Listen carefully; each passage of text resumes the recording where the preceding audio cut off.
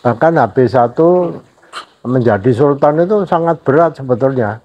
Nah, besok malam ini kita wayangkan itu lakon itu. Jadi sebetulnya kan banjaran HB1 Pangeran Mangkubumi itu setelah Syekh Ibrahim membawa sedikit kiswah Ka'bah untuk diperkenankan diberikan HB1, terus dengan kewajiban ini dari Utsmani itu, Keraton Utsmani itu menyerahkan itu untuk diwajibkan Sultan Ngayogyakarta itu diwajibkan untuk mengislamkan Jawa dan ke timur, terus ke selatannya sampai Australia loh. Berat sebetulnya. Misinya itu. Itu diijazahkan kurang lebih. Iya. Yang lain monggo, Bu Dr. Dian mau bertanya, monggo. Pak Dr. Kamal Al-Haq, monggo ada yang mau ditanyakan. Oke. Monggo. Ya, monggo, enggak apa sini tanya, monggo. Sini. Nggih, monggo Bu Dr. Dian. Ya, monggo. Enggak apa sini tanya. Siap, monggo. Monggo diunjuk. Dipersilakan. Nggih. Diunjuk. Iya, monggo. Monggo, sini. Monggo. Mewakili Putri Mojopahit. Bu Dr. monggo.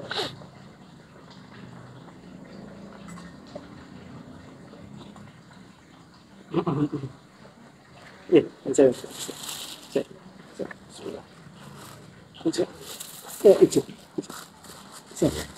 Monggo. Enggak.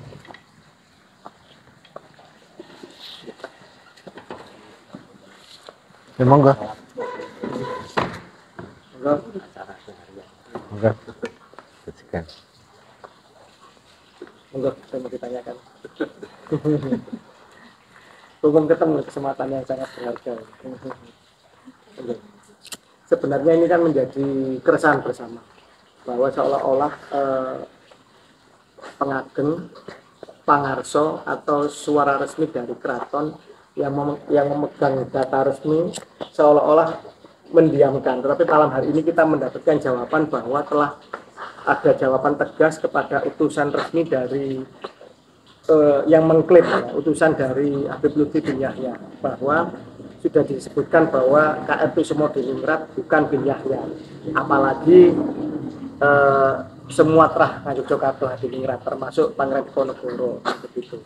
Nah, sebenarnya ini kan seluruh masyarakat menunggu statement tegas ini, dan malam hari ini kita mendapatkan statement tegas itu bahwa dari beliau selaku adik dari Ngarso Dalem Sinuhun Sultan HB10 dan juga putra kandung, putra garis Trah lagi Ngarso Dalem HB9 memberikan statement jelas. Dan insya Allah ini Trah Dalem yang menyatakan tegas ini sementara moga-moga nanti bermunculan, moga-moga menyusul berikutnya dari Gusti Yudoningrat. Dan insya Allah ini rakyat menunggu ini dengan harap dan insya Allah dicintai rakyat ya. Siapa yang berani untuk memberikan statement dengan tegas seperti ini. Monggo, ada pertanyaan dari Pak Dr. Mungkin kalau dari saya kalau agak keras. Iya, keraton kan juga manuskrip tua di perpustakaan. Jadi baik di masyarakat itu kepercayaan terhadap manuskrip itu malah rendah, lebih percaya kepada sosok yang lama gitu. Kalau itu menurut itu berikut. Ya kalau masyarakat itu percaya sama ulama itu memang tapi ulamanya ya harus milih. Iya. Jadi kalau dari keluarga kami itu kalau cari guru yang betul-betul guru. Jadi nanti nasabnya dari mana, terus model orangnya bagaimana. Jadi jangan sampai salah guru. Tapi kalau asal guru ya nanti repot sendiri. Iya. Karena di sosmed itu ini ya kan sudah beredar itu. Kurang. Ya enggak mau baca soalnya orang-orangnya itu. Iya, iya. Kesadaran literasinya lemah. Kesadaran literasi. Tapi ketika seakan-akan masyarakat kan malah dibodohi gitu kan cerita kita.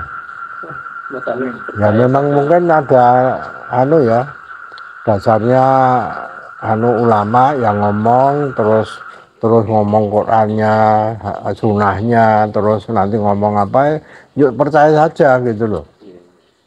Mungkin ngomong kiai bener, tapi kan belum tentu. Yang namanya kiai itu ngurut ke silsilah Nabi aja sering keliru, apalagi yang lain. Tapi ini kalau yang di masyarakat misalnya Sumodiningrat itu kan tidak terlalu jauh untuk dirunut. Jadi zaman Nabi II, ini cucu dari Habis I, Sumodiningrat jadi menantu Sultan Nabi II. Iya. Itu untuk umum kok ini Sorosilah Habis 1 sampai Habis 9 ini. Ada itu ya. Iya. Sorosilah Raja Putra itu. Jadi yang Repto itu Kanjeng Raden Tumenggung apa sih? Kusuma siapa itu? Mandoyo Kusumo. Iya. Iya, penulisnya. Artinya jelas bahwa gini. Mandoyo Kusumo ya. Artinya bahwa folklore atau data lisan itu jelas lebih lemah atau kalah kuat dengan data manuskrip yang tertulis. Iya. Gitu. Apalagi kemudian datanya hanya internal, ini tidak mungkin mengalahkan data yang didukung oleh data internal dan data eksternal. Karena data eksternal juga menurut penulis dari Inggris sendiri, bahkan koran Inggris 2 hari setelah peristiwa SPI itu juga menceritakan peristiwa Geger SPI. Jelas bahwa KRT Sumodiningrat adalah cucu dari Habis 1. Meninggal dengan mengenaskan itu karena diputus semua nih. Gini terakhir. Karena takut hidup lagi, karena terkenal sekti memberku. Terkonfirmasi ada data internal, jelas ada Data eksternal gitu. Dan lucunya manakib yang Sumodiningrat versi di luar keraton itu tanpa referensi. Jadi hanya Lisan. Hanya lisan. Berdasarkan kasaf dan itu ditulis mahasiswi klaim sepihak. mahasiswi itu sudah menulisnya Sumodiningrat itu adalah dari Balawi, datang ke Jogja karena punya keprihatinan waktu itu bahasa Inggris, terus menikah dengan putrinya Hamengkuno kedua yang bernama apa itu Sakti Bendoro Raden Ayu siapa itu? Nah itu skripsi loh. Nah ini orang ini apa nggak pernah kesini gitu loh. Ini di universitas mana itu? UIN, Sunan Kalijogo. Oh, nah itu. Jadi, perempuan. Ada manakib juga sama disebutkan bahwa Raden Sumodiningrat itu ya bin Yahya itu seperti yang di makam Semarang itu. Syekh Ramajati itu diklaimnya. Gimana? Tapi kan harusnya orang Jogja kan nggak mungkin percaya dengan versi itu.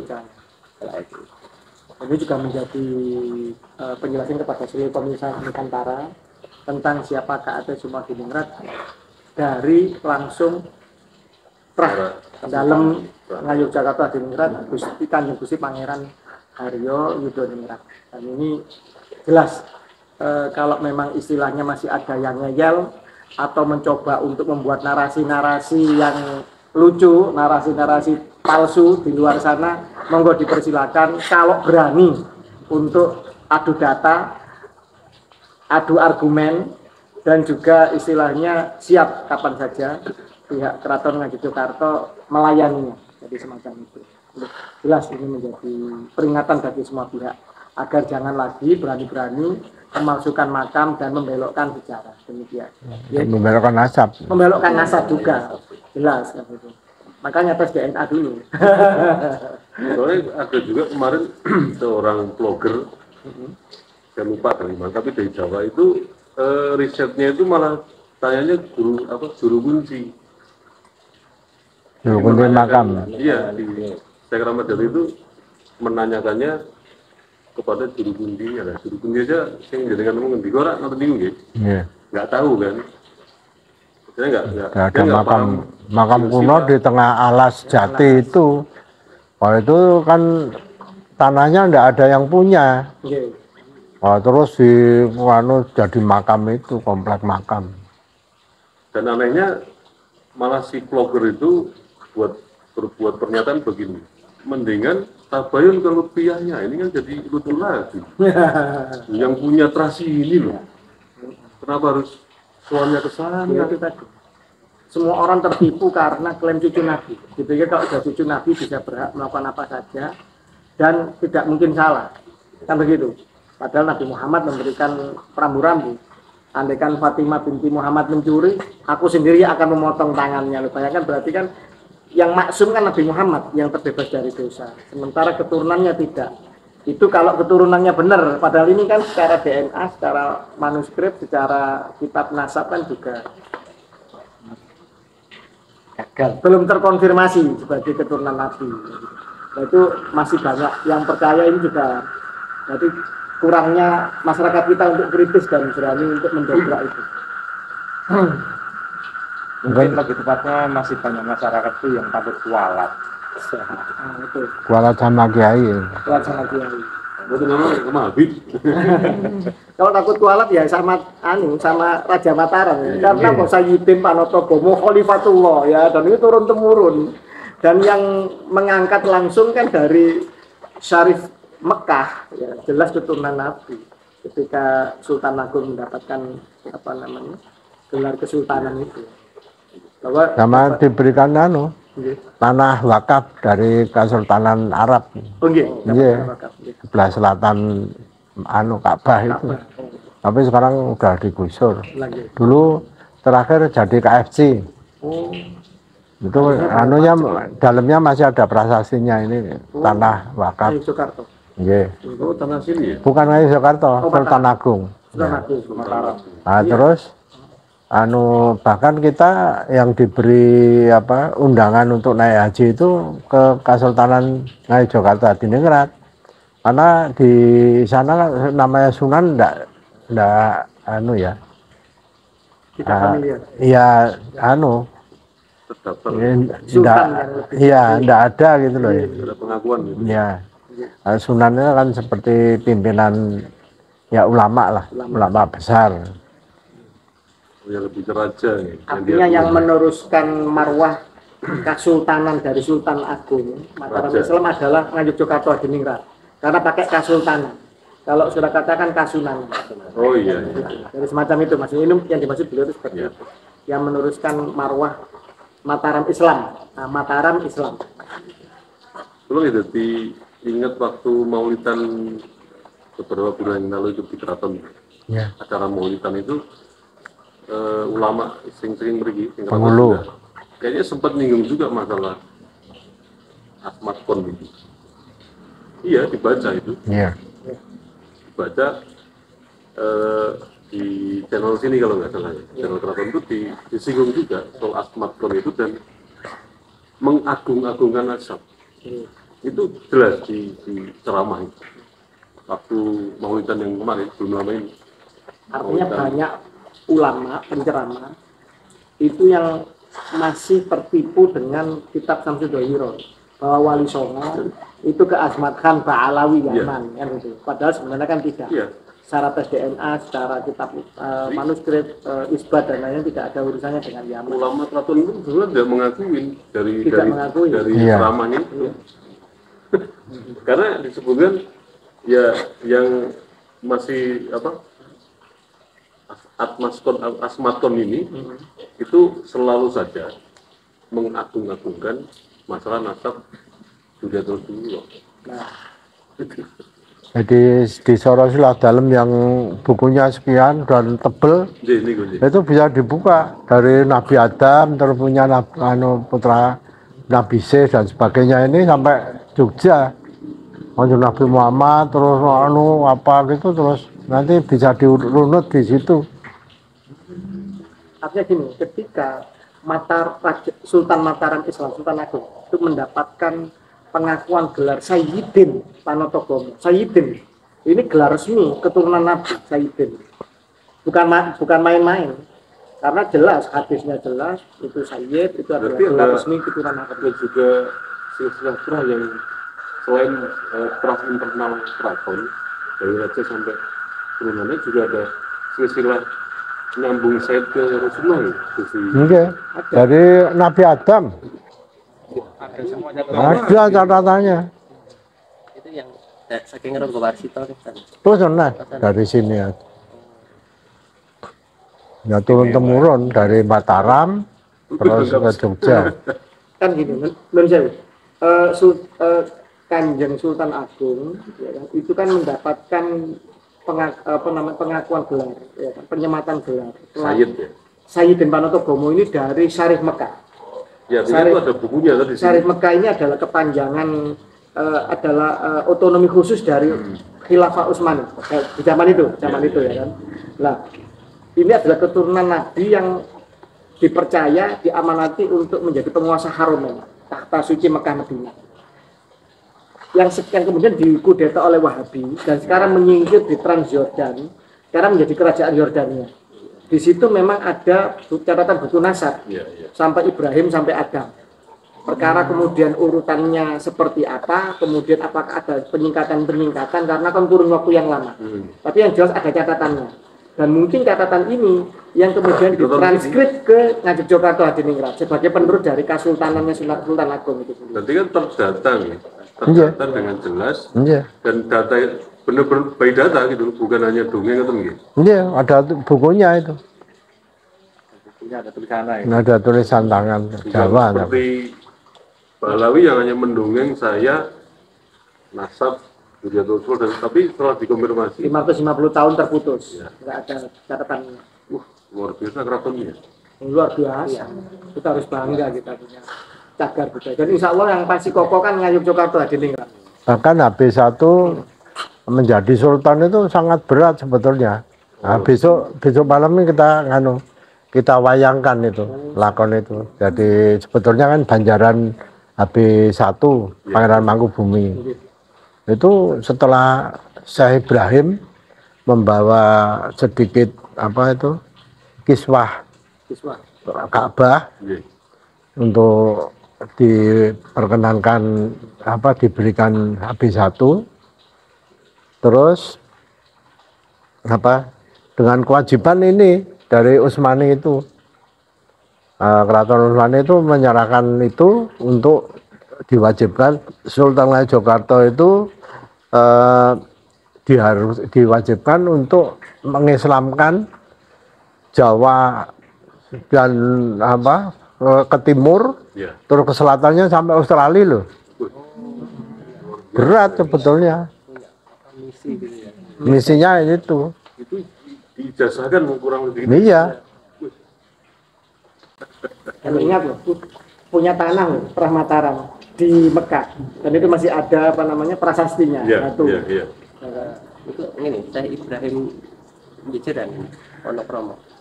Oh, bukan, saya Ibrahim dari Utsmani, Turki. Turki. Ya, kalau di sini di saya Ibrahim. Waktu itu kan terus pihak company dompleng supaya pemberontakan Pangeran Mangkubumi itu reda, harus pakai rembukan dengan pihak Utsmani untuk mengirim Syekh Ibrahim itu Oh, begitu ceritanya. untuk melerai pemberontakan itu. Nah, terus jadi perjanjian Giyanti itu sudah Palian Negari, terus Jatisari Palian Warisan Mentaram. Mohon izin Gusti, kalau tidak salah, saya pernah baca Sultan Agung Hanyokrokusumo pernah mengatakan bahwa